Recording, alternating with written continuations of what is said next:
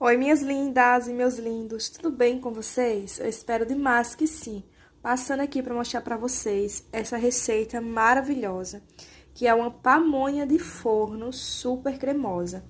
Pensa numa pamonha deliciosa, gente, muito fácil de fazer, uma receita prática e super simples e muito econômica.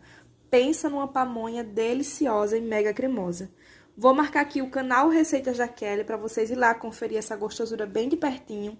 Se você gostar, já te convido a se inscrever no canal se ainda não for inscrito, comentar e compartilhar os nossos vídeos que me ajuda bastante.